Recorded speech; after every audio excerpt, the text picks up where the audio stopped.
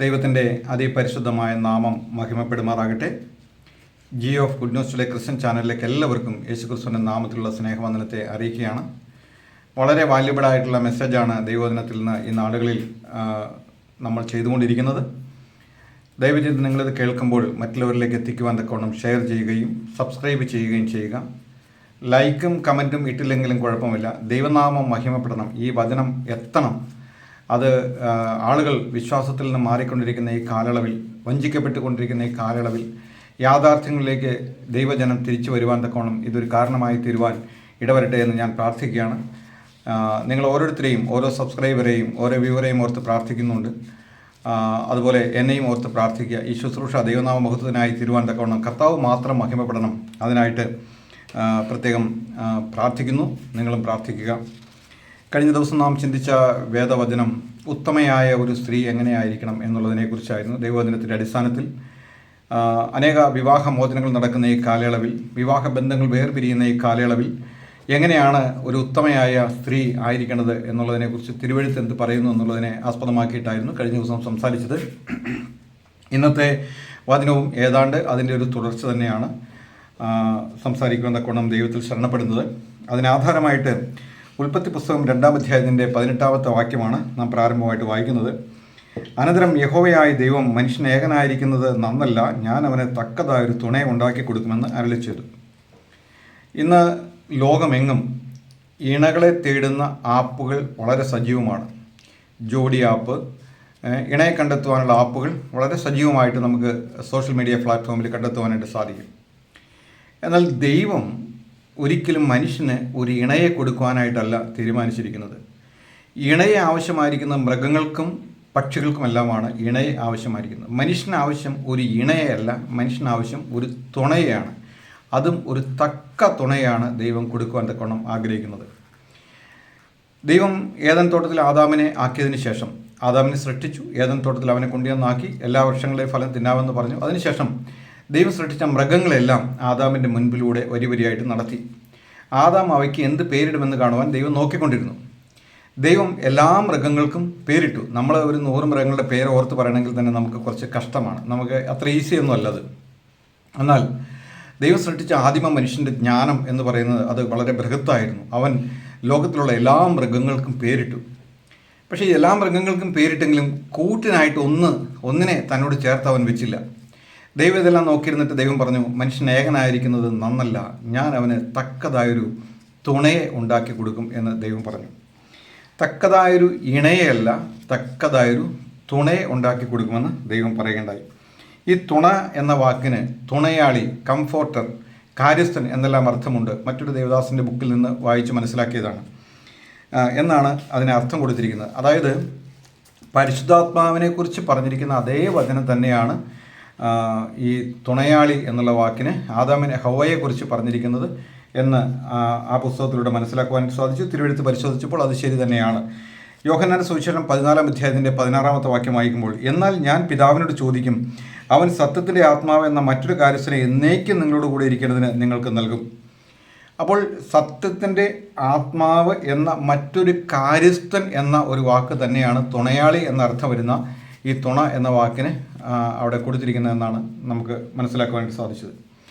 അപ്പോൾ പരിശുദ്ധാത്മാവിൻ്റെ ശുശ്രൂഷ എന്ന് പറയുന്നത് അത് അണിയറയിൽ നടക്കുന്ന ശുശ്രൂഷയാണ്. അത് നമ്മളെ വളരെ സംയമനത്തിലും വളരെ താഴ്മയിലേക്കും വിശുദ്ധിയിലേക്കും അതുപോലെ തന്നെ ഫലങ്ങളിലേക്കും നമ്മളെ നയിക്കുന്നതാണ് പരിശുദ്ധാത്മാവ്.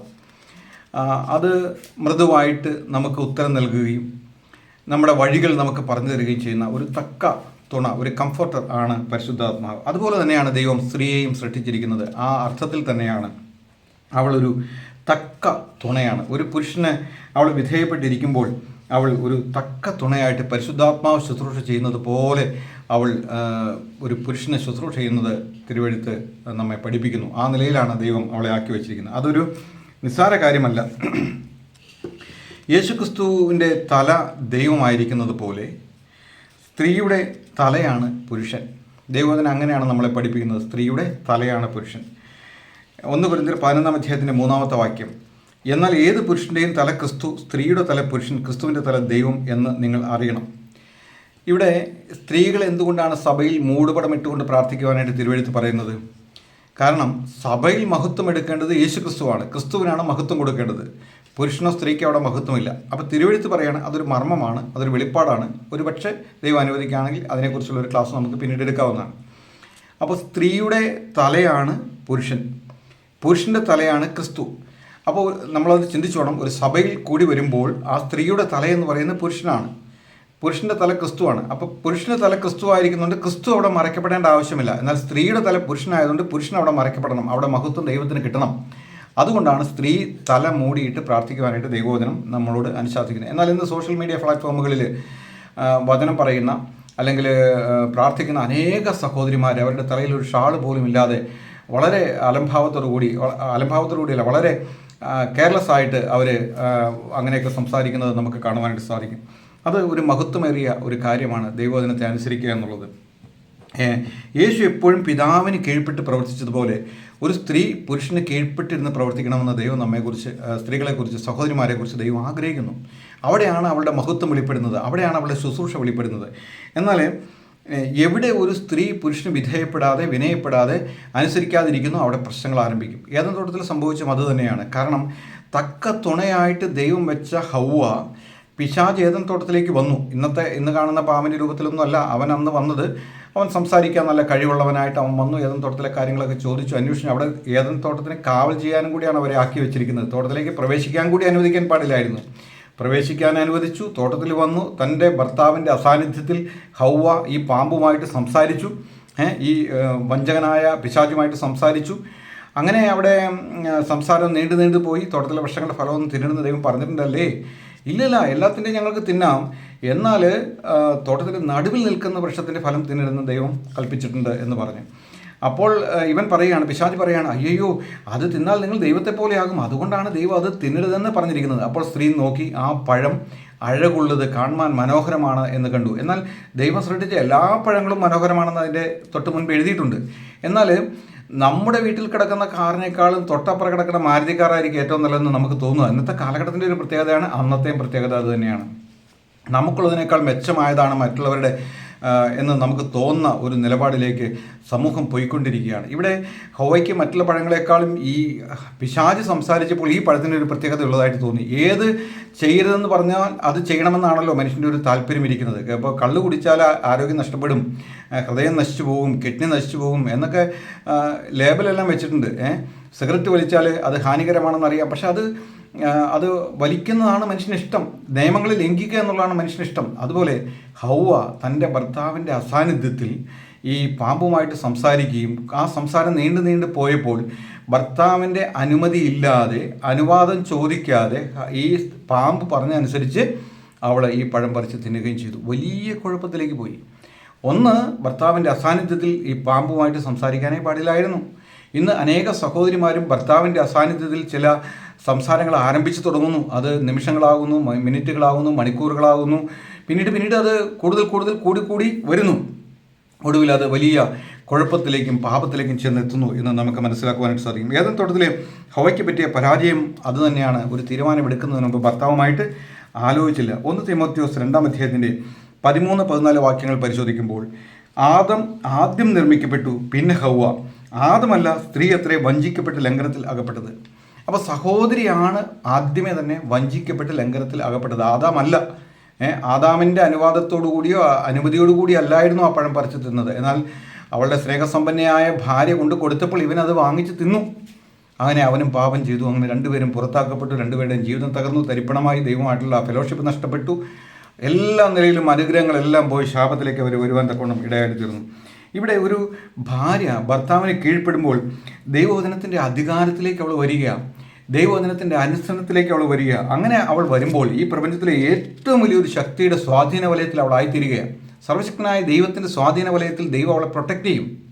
കാരണം അവളുടെ ഭർത്താവിനെ അവൾ വിധേയപ്പെടുമ്പോൾ, അവൾ അനുസരിക്കുമ്പോൾ അവൾ ഒരു അനുഗ്രഹിക്കപ്പെട്ട ഒരു സ്ത്രീയായിട്ട്, ഒരു സഹോദരിയായിട്ട് മാറുകയാണ്. അങ്ങനെ അനുസരിക്കുന്ന പക്ഷം മാനസാന്തരപ്പെടാത്ത പല ഭർത്താക്കന്മാരെയും മാനസാന്തരത്തിലേക്ക് നയിക്കുവാനായിട്ട് ഇടയായിട്ട് തീരും. ഇന്ന് അനേക കുഴപ്പക്കാരായ ഭർത്താക്കന്മാർ മാനസാന്തരപ്പെടാതിരിക്കുന്നതിന് ഒരു കാരണം ഈ കീഴടങ്ങാത്ത സഹോദരിമാരുടെ പെരുമാറ്റങ്ങളാണ് എന്ന് നമുക്ക് കാണുവാനായിട്ട് സാധിക്കും. ഒരു സഹോദരി ഭർത്താവിന് കീഴടങ്ങുമ്പോൾ വാസ്തവത്തിൽ അവൾ പരാജയപ്പെടുകയല്ല. ഇന്ന് പറയുന്നത് എന്താണ്? തുല്യത വേണം, ഇന്ന് അടിമയായിരിക്കാൻ പാടില്ല എന്നെല്ലാമാണ് പറയുന്നത്. പക്ഷേ തനിക്ക് ദൈവം നിയമിച്ചാക്കിയിരിക്കുന്ന ഭർത്താവിന് ഒരു സഹോദരി കീഴ്പ്പെടുമ്പോൾ വാസ്തവത്തിൽ അവൾ ജയാളിയാവുകയാണ്, അവൾ പരാജയപ്പെടുകയല്ല. പക്ഷേ അതിന് പകരം പിശാച് വഞ്ചിച്ചുകൊണ്ട് നീ കീഴ്പ്പെടേണ്ട ആവശ്യമില്ല, നിനക്കതിൻ്റെ ആവശ്യമൊന്നുമില്ല, നിനക്ക് ജോലിയുണ്ട്, നിനക്ക് കഴിവുണ്ട്, നിനക്ക് പ്രാപ്തിയുണ്ടെന്നെല്ലാം പറഞ്ഞുകൊണ്ട് കുടുംബത്തെ തകർക്കുവാൻ തക്കവണ്ണം സാത്താൻ പണിപ്പെടുന്നത് നമുക്ക് കാണുവാനായിട്ട് സാധിക്കും.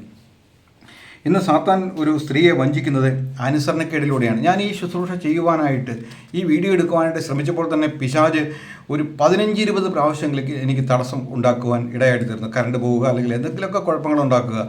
അത് അവന് ഒട്ടും ഇഷ്ടമുള്ള ഒരു കാര്യമല്ല എന്ന് എനിക്ക് നന്നായിട്ട് അറിയാം. കാരണം സത്യങ്ങൾ വിളിച്ചു പറയുമ്പോൾ പിശാചിന് അത് ഭയങ്കരമായിട്ട് കൊള്ളും. കാരണം അവൻ്റെ കോട്ടയിൽ നിന്ന് ചിലതെല്ലാം ദൈവത്തെങ്കിലേക്ക് തിരികെ വരുവാൻ തക്കവണ്ണം ഇടയായിട്ട് തീരും.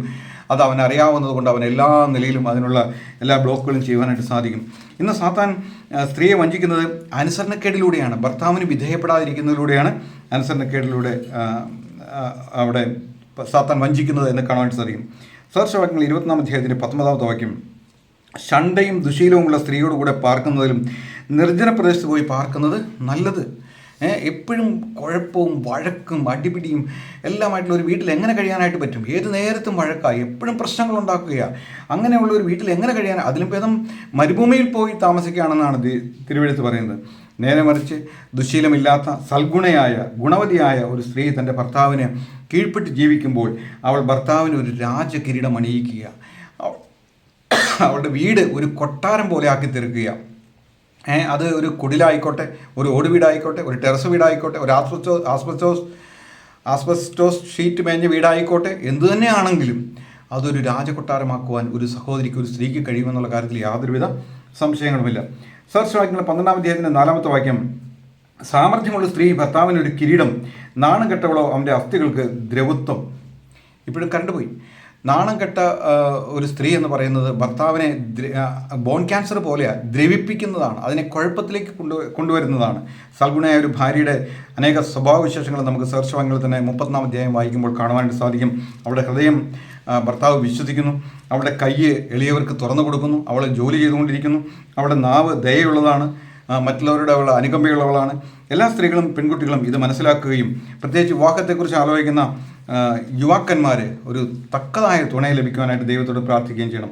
അവളുടെ കൈകൾ വിശുദ്ധമാണ്, അവളുടെ ഹൃദയം വിശുദ്ധമാണ്, അവളുടെ കൈകൾ പരിപരുത്തതാണ്, അവളുടെ നാവ് മൃദുവായതാണ്, അവൾ കൊടുക്കുന്ന ഉത്തരയെല്ലാം മൃദുവായതാണ് എന്ന് നമുക്ക് കാണുവാൻ സാധിക്കും. എന്നാൽ അശുദ്ധ ഹൃദയമുള്ള ഒരു സ്ത്രീയെ സംബന്ധിച്ചിടത്തോളം അവൾ ഭർത്താവിനെ കൂടാതെ മറ്റു പലരെയും ഹൃദയത്തിൽ സൂക്ഷിക്കുന്ന ഒരുവളാണ്. ഗുണവതിയായ ഒരു സ്ത്രീ തൻ്റെ ഭർത്താവിന് ഒരു തക്ക തുണയാണ്. ഭർത്താവിൻ്റെ ജീവിതവൃത്തിക്കനുസരിച്ച് അവൾ കാര്യങ്ങളെ ക്രമീകരിക്കുന്നു. ആർഭാടങ്ങളില്ലാതെ, ദുർച്ചെലവുകളില്ലാതെ കുടുംബത്തെ ക്രമീകരിക്കാനായിട്ട് അവൾ ആഗ്രഹിക്കുന്നു. ചെറിയ ശമ്പളമുണ്ടെങ്കിൽ ആ രീതിയിലും, വലുതായിട്ട് വരുമ്പോൾ ആ രീതിയിലും അവൾ മുന്നോട്ട് പോകുന്നത് കാണുവാനായിട്ട് സാധിക്കും. പാഴ്ചെലവുകൾ ഒഴിവാക്കുന്നു. തൻ്റെ ഭർത്താവ് ദേശത്ത് ഒരു വിശ്വസ്ത ദാസനായിട്ട്, വിശ്വസ്ത ക്രിസ്തീയ വിശ്വാസിയായിട്ട് ജീവിക്കുവാൻ തക്കോണം, അവൾക്ക് ആ ഭർത്താവിന് എല്ലാ സപ്പോർട്ടും കൊടുക്കുവാൻ തക്കോണം അവൾ ഒരുങ്ങിയിരിക്കുന്നു. അവളൊരു നല്ല ഭാര്യയായിരിക്കും, ഒരു നല്ല അമ്മയായിരിക്കും, അവൾ തക്ക ഒരു തുണയായിരിക്കും. ഇന്ന് ഇണയെ തേടുന്ന സഹോദര, നീ ഒന്ന് ആലോചിക്കുക. നിനക്ക് ആവശ്യമായിരിക്കുന്ന ഒരു ഇണയല്ല, നിനക്ക് ആവശ്യമായിരിക്കും തക്കതായ ഒരു തുണയാണ്. നീ അതിനുവേണ്ടി പ്രാർത്ഥിക്കുക. വിശ്വാസികളായ സഹോദരന്മാരെ, വിശ്വാസികളായ നല്ല സഹോദരിമാരെ നിങ്ങൾക്ക് തുണയായിട്ട് ലഭിക്കുവാൻ തക്കോണം, നിങ്ങൾക്ക് ഒരുക്കി വെച്ചിരിക്കുന്ന ആ നന്മ നിങ്ങളുടെ കൈകളിൽ എത്തുവാൻ തക്കോണം ദൈവവരങ്ങളെ ഏൽപ്പിച്ച് നിങ്ങളെ തന്നെ താഴ്ത്തി പ്രാർത്ഥിക്കുമെങ്കിൽ തീർച്ചയായിട്ടും ദൈവം നിങ്ങളുടെ ജീവിതത്തിലേക്ക് നിങ്ങൾക്ക് ആവശ്യമായിരിക്കുന്ന തക്കതായ തുണയെ നൽകി നിങ്ങളെ അനുഗ്രഹിക്കും. ഇന്ന് ഈ വചനകേൾവി അതിന് മുഖാന്തരമായി തീരട്ടെ. ദൈവനാമം എല്ലാ നിലയിലും മഹത്വപ്പെടുവാൻ തക്കോണം ഇടയായിട്ട് കർത്താവിൻ്റെ നാമം ഉയർത്തപ്പെടുമാറാകട്ടെ. യേശുക്രിസ്തുവിൻ്റെ നാമത്തിൽ തന്നെ. ആമീൻ, ആമീൻ, ആമീൻ.